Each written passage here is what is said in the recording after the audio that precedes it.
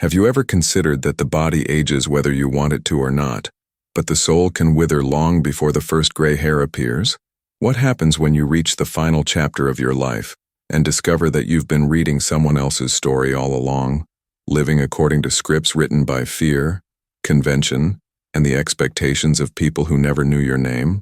Viktor Frankl understood something most spend their entire lives avoiding, that the real terror isn't found in suffering itself, but in suffering that carries no meaning, in aging that accumulates years without ever accumulating purpose. There's a peculiar kind of psychological death that occurs when someone realizes they've spent decades breathing, eating, working, and sleeping, yet never truly answered the call of their own existence, never stepped into the arena where their unique contribution to the world was waiting. In the depths of Auschwitz, Frankl observed a phenomenon that defied all logic. Prisoners who had every reason to survive sometimes simply gave up, while others with nothing left but a burning sense of purpose continued fighting against impossible odds. The difference wasn't physical strength or favorable circumstances. It was the presence or absence of meaning that determined who would endure. Now translate that insight beyond the barbed wire and into ordinary life, into the quiet desperation of those who live in comfort, but die a little more each day because they cannot answer the question, "What am I here for?" The danger of aging without meaning is that it transforms time itself into an enemy. Each birthday a mockery, each milestone a reminder that the clock is running out on a game you never fully entered. Frankl spoke of an existential vacuum, but imagine that vacuum expanding over 20, 30, 50 years, a black hole at the center of your being that no achievement, possession, or distraction can fill. Picture the weight of waking up at 60, 70, 80 years old and feeling the crushing realization that you traded your irreplaceable calling for temporary comforts, that you silenced the voice inside that knew what you were meant to become. This isn't about productivity or success as the world defines it. This is about the spiritual suffocation that occurs when someone builds an entire life on foundations that were never truly theirs. The greatest danger isn't that you'll grow old and weak. It's that you'll grow old and realize you were strong enough all along, but never brave enough to ask what your life was actually for. There's a moment that comes to everyone, though most refuse to acknowledge it. That moment when you catch your reflection not in a mirror, but in the sudden awareness of how many years have passed while you were looking the other way. Frankl understood that human beings are not destroyed by suffering itself, but by suffering that seems pointless, by pain that carries no redemptive quality, no transformative power. And what greater suffering exists than the slow realization that you've been alive for decades without ever truly living, that you've been present in your own life only as a witness, never as a participant? The body keeps its appointment with time. The calendar pages turn whether you're ready or not. But somewhere along the way you stopped asking the questions that mattered and started accepting answers that were never yours to begin with. The camps taught Frankl something that most people learn too late, if they learn it at all, that between stimulus and response there exists a space, and in that space lies your freedom, your power, your entire humanity. But what happens when you spend 50 years never entering that space, never exercising that freedom? What happens when every response becomes automatic? When every choice is made not by the self you could have become but by the ghost of expectations you inherited? The tragedy isn't dramatic. There are no explosions, no catastrophes that announce themselves. It's quiet, cumulative, like water wearing down stone. One compromised decision leads to another. One abandoned dream makes the next abandonment easier, until you wake up one morning in a life you don't recognize, surrounded by achievements that mean nothing because they were never aligned with your deepest truth. People speak of growing old gracefully, as if age itself were the challenge, as if the wrinkles and the slowing step were what demanded courage. But Frankl saw through this comfortable delusion. The real challenge isn't physical decline, it's spiritual stagnation. It's reaching 70 and realizing you've been rehearsing for a life you never actually lived, practicing for a performance that was canceled before you ever took the stage. There's a specific kind of despair that accompanies this realization. A despair that can't be medicated or distracted away, because it emerges not from what happened to you, but from what you failed to make happen, from the gap between who you are and who you were called to become. Consider the prisoners who survived not because they were stronger or luckier, but because they had something waiting for them beyond the barbed wire, a manuscript to complete, a child to reunite with, a mission that only they could fulfill. Their suffering had context. their pain, had direction. Now consider those who survive the camps of their own making, the invisible prisons of conformity, the self-imposed limitations born from fear, the slow suffocation that comes from living someone else's definition of success. These prisoners don't have guards or walls. They have mortgages and obligations and the weight of years spent moving in directions that felt safe, but led nowhere meaningful. And unlike the concentration camp prisoners, these people don't even recognize they're imprisoned until the door is about to close forever. The existential vacuum doesn't announce itself with sirens and warnings. It creeps in during the moments you're too busy to notice, during the years you spend climbing ladders that are leaning against the wrong walls. You tell yourself there will be time later, time to pursue that calling, time to answer that question, time to become who you were meant to be. But Frankl knew what most refuse to face. Later is a lie we tell ourselves to justify the cowardice of now. Later becomes never with a consistency that should terrify anyone paying attention. And the danger multiplies with age because eventually you run out of later. You exhaust your supply of tomorrows, and you're left holding nothing but a lifetime of postponed authenticity, of deferred meaning, of a self that never quite emerged from its chrysalis. What does it feel like to carry the weight of unlived life? Frankl would tell you it manifests not as a single moment of crisis, but as a chronic sense of emptiness that no amount of comfort can fill, no achievement can satisfy, no pleasure can penetrate. It's the feeling of being full yet starving, busy yet bored, surrounded yet alone. The person aging without meaning develops a peculiar relationship with time, simultaneously wishing it would slow down because they're running out of it, and wishing it would speed up because each day feels like another repetition of the same hollow routine. There's no rest in this existence, no peace, because deep down they know they're squandering something irreplaceable, something that once spent can never be reclaimed. In the darkness of Auschwitz, Frankl witnessed human beings stripped of everything, their names, their possessions, their dignity, their loved ones. Yet some retained something that couldn't be taken, their attitude, their choice, their ability to find meaning even in unimaginable circumstances. The question that haunts us now is this: what excuse do those of us with freedom, with resources, with opportunities, have for surrendering what prisoners in death camps managed to preserve? How do we justify building comfortable prisons for ourselves when others found liberation in the worst conditions imaginable? The comparison isn't meant to minimize the horror of the camps. It's meant to illuminate the tragedy of wasting freedom, of having every advantage and still choosing a life of quiet desperation. There's a specific moment that reveals the danger of meaningless aging. It's when someone realizes they can't remember the last time they felt truly alive, truly present, truly themselves. Days blur into weeks, weeks into years, and somewhere in that fog they lost track of their own existence. They go through the motions with mechanical efficiency.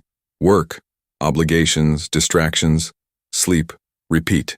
But underneath the routine, a voice keeps asking questions they've become expert at ignoring. Is this all there is?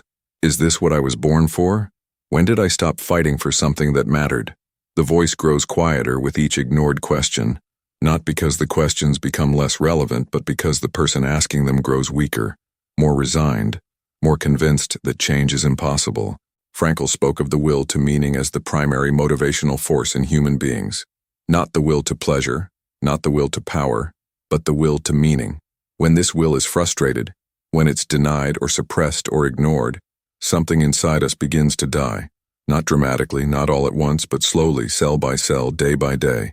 The person continues functioning, continues existing, but they're no longer fully human in the way Frankl understood humanity, as beings oriented toward meaning, toward transcendence, toward something beyond mere survival. They become what he called provisional people, living as if their real life hasn't started yet, as if they're still in some waiting room before the main event. Except the main event never comes, because they never walk through the door marked with their own name. The camps taught another lesson that translates directly to this danger: that hopelessness is contagious, that giving up is a disease that spreads from person to person through silent permission. When one prisoner stopped believing in tomorrow, others around them felt the weight of that surrender. In our world, this manifests as communities of the quietly desperate, groups of people who have collectively agreed that meaningful life is something that happens to other people, in other places, at other times. They reinforce each other's resignation, validate each other's compromises, and create entire cultures built on the unspoken agreement that settling is wisdom, and surrender is maturity. And the tragedy compounds because each generation teaches the next that this is simply how life works, that dreams are for children and meaning is a luxury for those with time to contemplate such things. But what if the opposite is true? What if meaning isn't a luxury but a necessity, not an addition to life but the foundation of it? Frankl discovered in the most unlikely laboratory imaginable that humans can endure almost anything if they have a why, but they crumble under even minor difficulties when that why is absent. This isn't philosophy for its own sake. It's a matter of psychological survival. The person aging without meaning doesn't just feel empty.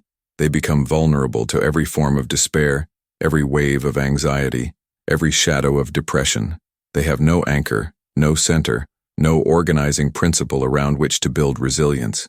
Each challenge feels insurmountable not because it's objectively difficult, but because there's no larger context to make it worthwhile. Consider how different life looks through the lens of meaning versus the lens of meaninglessness. The same obstacle that crushes one person becomes a stepping stone for another. The same loss that destroys one soul refines another. The difference isn't in the event itself, but in the framework through which it's interpreted. Frankl could find meaning in the camps because he understood his suffering as something that could serve a purpose, that could teach him something, that could become part of a larger narrative of growth and contribution. But what about those who suffer without any sense of purpose, who face difficulties that seem random and pointless? They don't just experience pain, they experience despair, which is pain multiplied by meaninglessness. The danger of aging without meaning reveals itself most clearly in the relationship people develop with death. Frankl observed that those with a strong sense of purpose approached death differently than those without. For the person living meaningfully, death becomes a deadline that adds urgency and value to every moment. Not something to be feared, but something that makes life precious, precisely because it's finite. But for the person aging without meaning, death becomes something else entirely, a threat that confirms their worst fears, a looming presence that reminds them daily of everything they failed to do, everyone they failed to become. They don't fear death itself as much as they fear dying with their music still inside them, with their potential unrealized, with their unique contribution undelivered. There's a psychological phenomenon Frankl identified called anticipatory anxiety, the fear of fear, the worry about worry, a self-fulfilling prophecy where our dread of something actually brings it about. For those aging without meaning, this manifests as a terror of looking back, a refusal to conduct any honest inventory of their years because they already know what they'll find. They become experts at distraction, at keeping busy enough that silence never settles, at filling every moment with noise because in the quiet, they can hear the questions they've been avoiding. But distraction isn't living. Busyness isn't meaning. And eventually the noise stops working. The distractions lose their power and they're left alone with the accumulated weight of decades of evasion. What Frankl understood viscerally is that we're all moving toward death whether we acknowledge it or not. And the only question that matters is what we're moving toward death carrying. Are we carrying a life well lived? A purpose pursued? A meaning discovered and honored? Or are we carrying regrets, unlived possibilities, a self we never had the courage to become? The camps forced this question into immediate focus. Every day could be the last. Every moment demanded a choice about how to face whatever came next.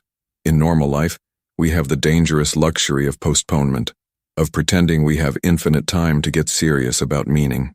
But time is running out for everyone, and the older we get without addressing this fundamental question, the heavier the burden becomes. Frankl wrote about tragic optimism, the ability to maintain hope despite pain, guilt, and death, to find meaning even in the face of unavoidable suffering.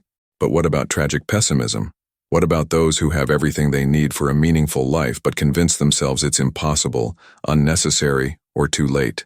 These are the people who age without meaning not because circumstances prevent it, but because they've built elaborate psychological defenses against the very thing that could save them.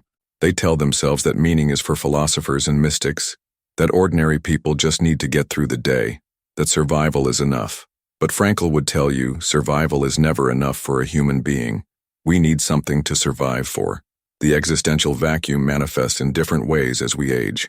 In youth, it might appear as restlessness, as constant seeking without finding. In middle age, it transforms into a low-grade depression, a sense that something is missing but an inability to name what. But in old age, it becomes something darker and more final, a settled conviction that life has passed you by, that the window for meaning has closed, that you're simply marking time until the end. This is the greatest danger Frankl warned against. Not the absence of meaning itself, but the belief that it's too late to find it, that the story is already written and cannot be revised. But here's what the camps taught him that most never learn. It's never too late to choose a different attitude, to find meaning in whatever situation you're in, to transform suffering into achievement. The prisoners who maintained their humanity weren't the youngest or the strongest. They were the ones who, regardless of circumstances, decided their situation would not dictate their response. This same choice exists for every person aging without meaning. You cannot change the years that have passed, but you can change what the years ahead will contain. You cannot retrieve the time you've wasted, but you can refuse to waste another day. The past is fixed, but the meaning you make of it and the direction you choose from here remains radically open.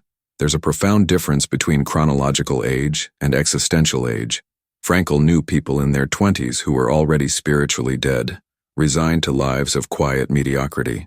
He also knew people in their 70s who were more alive than they'd ever been, who had found their purpose late and pursued it with the urgency of someone racing against the clock.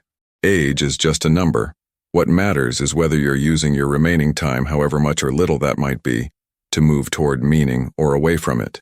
The person who starts this journey at 70 is infinitely better off than the person who refuses to start at 80 or 90 or ever. What prevents people from beginning this search for meaning, especially as they age? Fear, mostly.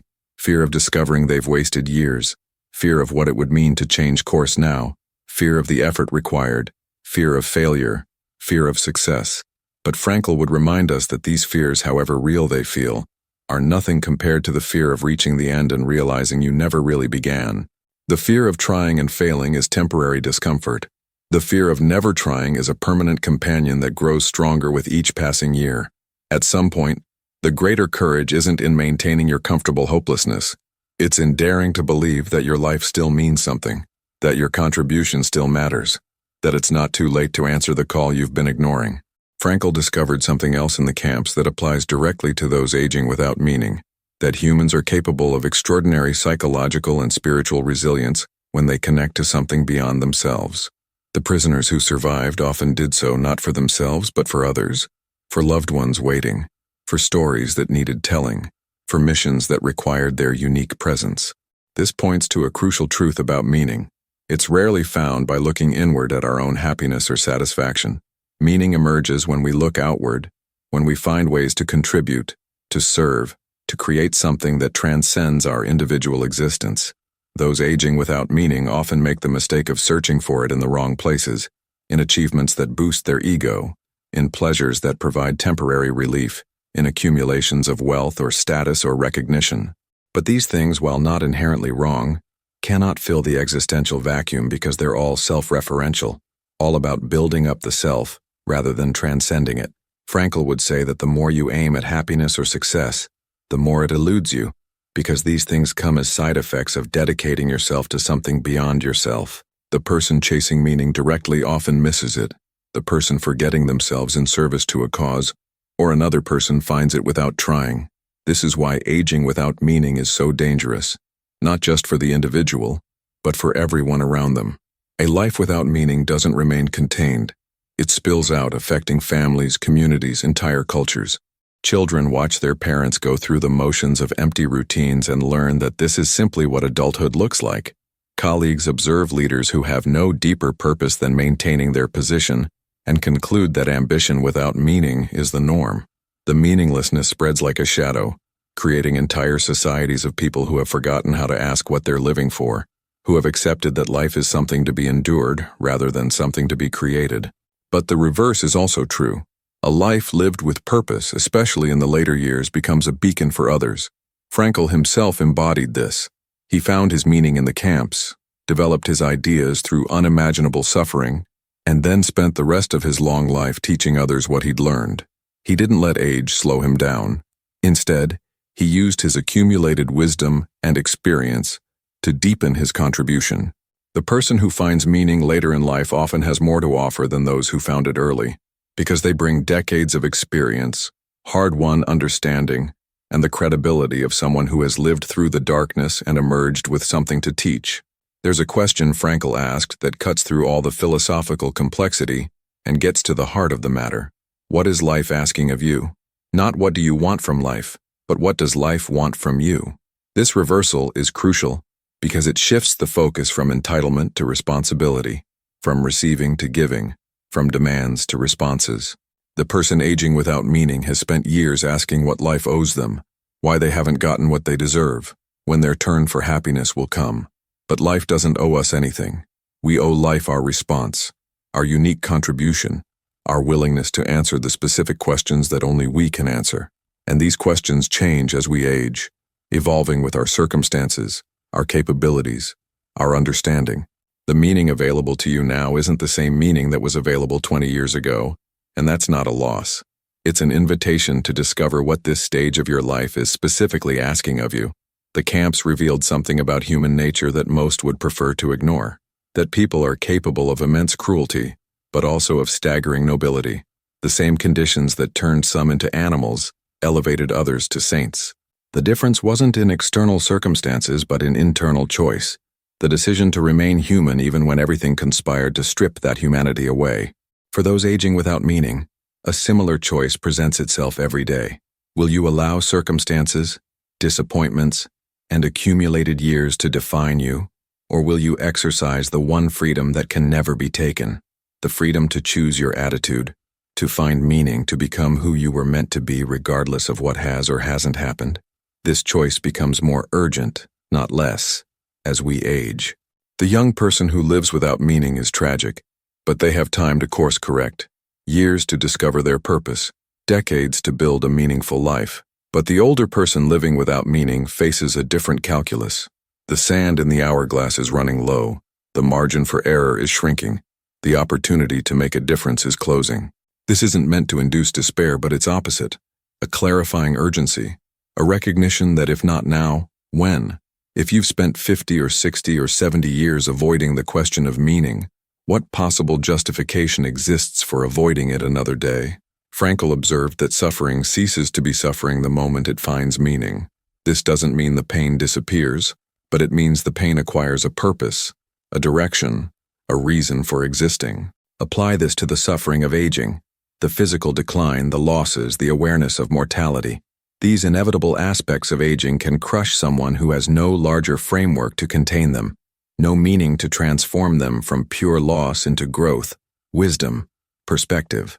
But for the person who has found their why, these same challenges become opportunities for deeper understanding, for compassion, for demonstrating what it means to age with dignity and purpose intact. There's a moment coming for everyone, that moment when it's no longer possible to pretend there's unlimited time, when the reality of finitude becomes undeniable. For some, this moment arrives through illness or crisis. For others, it comes quietly, as a growing awareness that can no longer be suppressed. The question is whether this moment finds you living a meaningful life or frantically trying to build one from scratch while the clock runs out. Those who have been cultivating meaning all along meet this moment with a kind of peace, not because they're not afraid of death, but because they know their life has mattered, their existence has had purpose, their time here has meant something. But those who have been postponing meaning meet this moment with terror and regret, scrambling for significance while their foundation crumbles. Frankl's final gift to us is this understanding, that life never ceases to have meaning, that even in the last moments, even after decades of meaninglessness, the possibility of transformation remains. It's not easy. Choosing meaning after years of avoiding it requires courage that many don't possess. It means facing everything you've been running from, acknowledging the years you've wasted, accepting the person you've become, and deciding to become someone else. But the alternative is to surrender completely, to resign yourself to dying without ever having truly lived, to let the existential vacuum consume you entirely. The danger of aging without meaning isn't just that you'll be unhappy, it's that you'll cease to be fully human, that you'll become a shell going through the motions, waiting for an end to a life that never really began. And perhaps that's the greatest tragedy Frankl could imagine. Not suffering with meaning, but comfort without it. Not death after a life well lived, but death after a life never truly attempted. So here you stand, at the intersection of everything Frankl tried to tell us, that the question is not what you expect from life, but what life expects from you. And that question doesn't stop asking simply because years have passed or opportunities seem lost. The danger he warned about isn't written in the lines on your face or the slowness of your step. It's written in the moments you let pass without meaning, in the days you survive but don't inhabit, in the years you accumulate like dust instead of like wisdom. But within that danger lives its opposite, the possibility that even now, especially now, you can choose differently.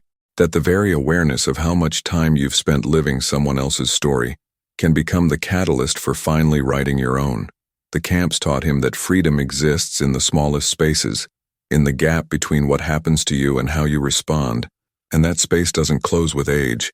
If anything, it opens wider, deeper, more urgently, because you finally understand what's at stake. What will you carry to the end? That's the question hovering behind everything we've explored here.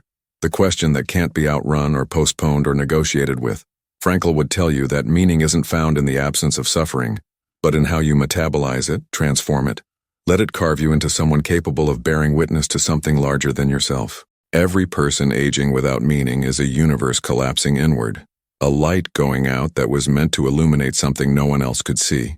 But every person who turns toward meaning, regardless of when they begin, becomes proof that transformation is possible, that it's never too late to answer the call, that the story isn't finished until you stop writing it. The tragedy isn't that you'll die. Everyone dies. The tragedy is dying while still holding the gifts you were supposed to give, still carrying the music you were supposed to play, still protecting the person you were too afraid to become. There's a silence that follows truth, a stillness that settles when something real has been spoken. You feel it now, don't you? That subtle shift inside, that quiet recognition that you've been avoiding something essential, something that won't stay buried no matter how many distractions you pile on top of it. Frankl survived the unsurvivable because he understood that humans are not defined by what happens to them, but by what they make of what happens. You have been given the gift of this awareness, this moment, this exact intersection of time and understanding. What you do with it, whether you let it fade back into the noise or whether you let it ignite something that's been waiting to burn, that choice is the most human thing about you. It's the choice that separates those who age into wisdom from those who simply age into regret. If this struck something inside you that you thought had gone silent, if you felt even a flicker of recognition in these words, then let that be your compass moving forward. Leave a comment sharing what this awakened, not for me, but for yourself, to mark this moment, to acknowledge that you were here and something shifted. Share this with someone who needs to hear it, someone aging without meaning who still has time to change course, because meaning multiplies when it's given away. Subscribe to continue this conversation, to be reminded that your life still has questions only you can answer, purposes only you can fulfill, meanings only you can discover. And if you found value in this exploration of Frankl's most urgent warning, press like, not as a gesture, but as a commitment to yourself that you won't let another day disappear into the void of meaninglessness. Your life is still asking something of you. The only question left is whether you're finally ready to answer.